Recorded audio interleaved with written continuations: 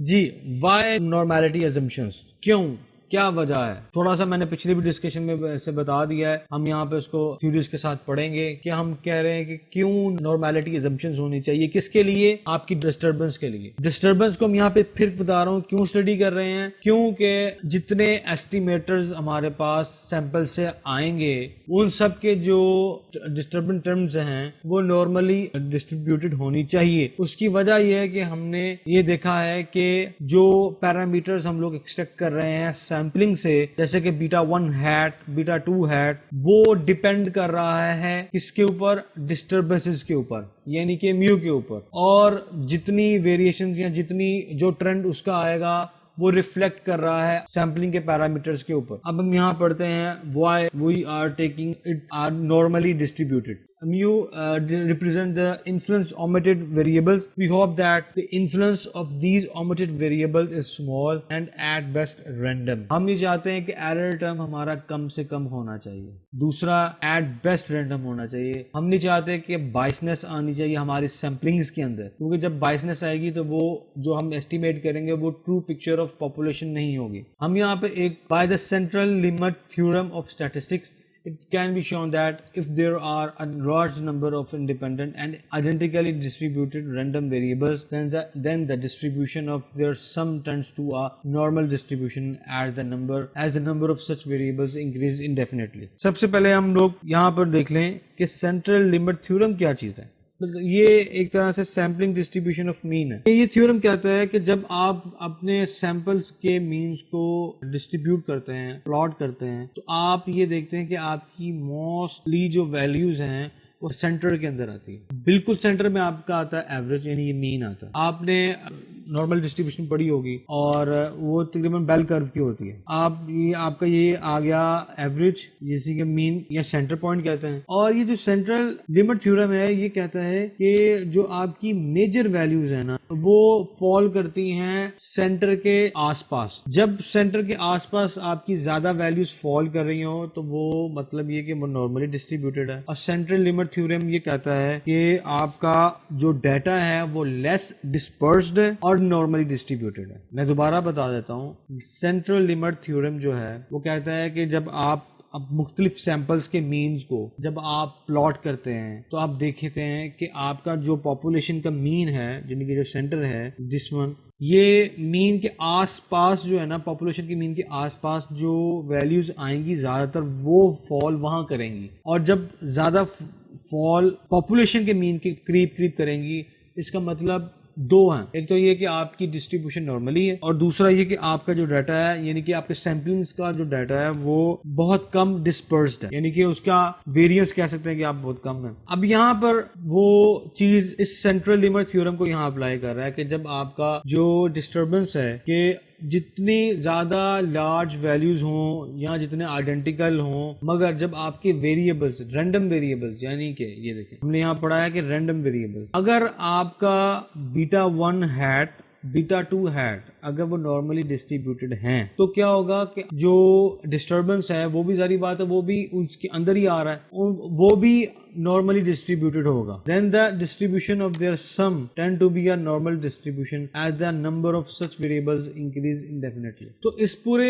Point کا مطلب یہ ہوا کہ سینٹرل لمٹ تھیورم یہ کہتا ہے کہ اگر آپ کے رینڈم ویریبلز نارملی ڈسٹریبیوٹیڈ ہیں تو اس کے سم یا اس کے ایرر ٹرمز کو بھی اگر آپ پلاٹ کریں تو وہ بھی نارمل ڈسٹریبیوٹیڈ ہی ہوگی۔ تو پہلی ریزن آ گئی وائی نارمیلٹی ازمپشنز۔ پہلی ریزن یہ ہوئی کہ جو آپ کا ایرر ٹرم ہے یا ڈسٹربنس ہے وہ چونکہ مختلف سیمپلز کے پیرامیٹرز سے ایکسٹریکٹ کیا ہوا ہے، جب وہ پیرامیٹرز یعنی کہ سیمپلز کے پیرامیٹرز یا جسے آپ کہتے ہیں کہ رینڈم ویریبلز اگر وہ سارے کے سارے نارملی ڈسٹریبیوٹیڈ ہیں، سینٹرل لمٹ تھیورم کی مدد سے ہم یہ بات ایزیوم کر سکتے ہیں کہ ان سب سیمپلنگ کے ایرر ٹرمز بھی normally distributed ہیں۔ Second point, a variant of the CLT states that even if the number of variables is not very large or if these variables are not strictly independent, there some may still be normally distributed. بالکل یہی بات جو اوپر بات ہوئی ہے کہ CLT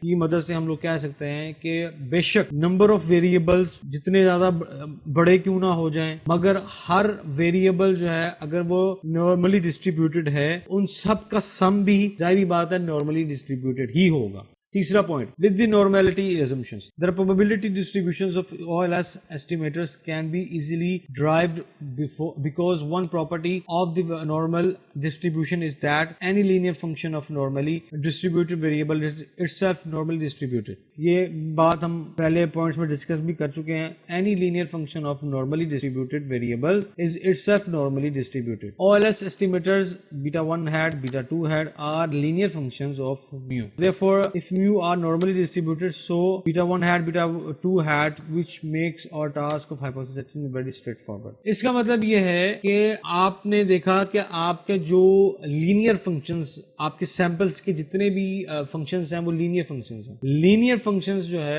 وہ نارملی ڈسٹریبیوٹیڈ ہے. آپ نے یہ ازیومز OLS میں آلریڈی کر چکے ہیں کہ ایسٹیمیٹرز ہیں وہ لازمی لینئر فنکشنز کے ہونے چاہیے اور نارملی ڈسٹریبیوٹیڈ ہونے چاہیے. جب وہ ازیومز ہم نے کر لیے تو ہم نے یہاں پر بھی یہی کیا کہ جب وہ نارملی ڈسٹریبیوٹیڈ اور لینئر فنکشنز رکھتے ہیں تو ان سے نکلنے والا ایرر ٹرمز وہ بھی ہم لوگ یہی ازیوم کریں گے کہ وہ نارملی ڈسٹریبیوٹیڈ ہیں اور لینئر فنکشنز ہیں. اب میں آپ کو یہاں پہ دو چیزیں بتا دوں. OLS جو ہے وہ کام ہی صرف لینئر فنکشنز پہ کرتا ہے. ہمارے لیے ضروری ہے کہ یہ ازیوم کریں کہ آپ جس ڈیٹا کو انالیسس میں لے کے آ رہے ہیں وہ لینئر فنکشن ہونا چاہیے کیونکہ OLS ملٹیپل جو فنکشنز ہیں اس پہ کام نہیں کرتا, لینئر فنکشنز پہ کرتا ہے. دوسرا یہ کہ ایسٹیمیشن جب بھی ہم بات کرتے ہیں اس کے لیے ہمارے لیے ازیومشن ضروری ہے کہ اس کی ڈیٹا کے اندر ڈسپرشن کم سے کم ہو اور وہ نارملی ڈسٹریبیوٹیڈ ہونا چاہیے. ادروائز ہماری اسٹیمیشن صحیح نہیں ہوں گی. جب اسٹیمیشن صحیح نہیں ہوں گی تو ہمارا جو بیسک پرپس ہے کہ ہم سیمپلنگ سے پاپولیشن کی ٹرینڈ کو ڈیٹرمن کریں وہ ہمارا لیے مشکل ہو جائے گا, ممکن نہیں رہے گا. Fourth point, the normal distribution is a comparatively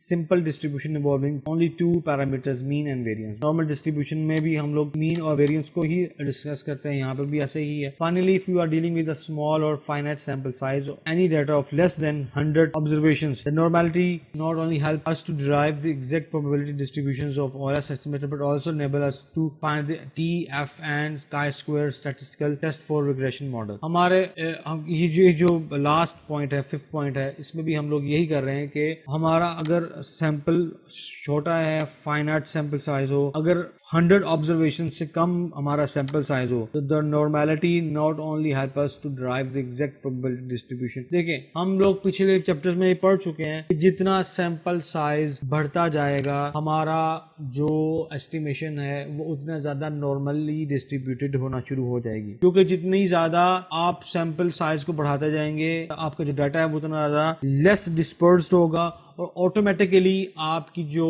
sampling distribution ہے وہ ساری کی ساری بیل شیپ میں آنا شروع ہو جائے گی. ہم یہاں پہ یہ بھی ازوم کر رہے ہیں کہ اگر ہمارا سیمپل سائز چھوٹا ہے, فائنائٹ ہے, ہم یہاں پر پھر یہ چیز ازوم کر رہے ہیں کہ چھوٹے سیمپلز میں بھی ہماری جو پلاٹنگ ہے وہ نارملی ڈسٹریبیوٹیڈ ہونی چاہیے, کیونکہ وہ بہت ضروری ہے ہمارے آگے جو اسٹیٹسٹیکل ٹیسٹ ہیں اس کی اسٹیمیشن کے لیے ضروری ہے, جیسے T, F, Z, chi-square, یہ سارے ٹیسٹ جو ہیں تبھی آپ کو ٹرو ویلیوز دیں گے جب تک کہ آپ کے جو اسٹیمیشنز ہیں وہ نارملی ڈسٹریبیوٹیڈ نہ ہوں. Properties of OLS estimators under the normality assumptions, یعنی کہ ہم لوگ یہاں پہ وہ جو پراپرٹیز ہم نے جو پڑھی تھی OLS ایسٹیمیٹرز کی, یعنی کہ بیٹا 1 ہیٹ کی, بیٹا 2 ہیٹ کی, وہ پراپرٹیز ہم یہاں پر بھی اپلائی کر رہے ہیں ڈسٹربنس یہاں میو کے اوپر. with mu follow the normal distribution, ہم نے پہلے یہاں پہ ازوم کیا ہے کہ جی میو جو ہے وہ نارملی ڈسٹریبیوٹیڈ ہونا چاہیے. اس کے بعد ہم بات کرتے ہیں OLS ایسٹیمیٹرز have the following properties. OLS کی ہم یہ پہلے یہ ازومز کیا پچھلے 3 چیپٹرز میں کہ OLS ایسٹیمیٹرز کی یہ بیسک پراپرٹیز ہیں. چونکہ ڈسٹربنس ٹرم بھی ہم لوگ ازوم کریں کہ نارملی ڈسٹریبیوٹیڈ ہے تو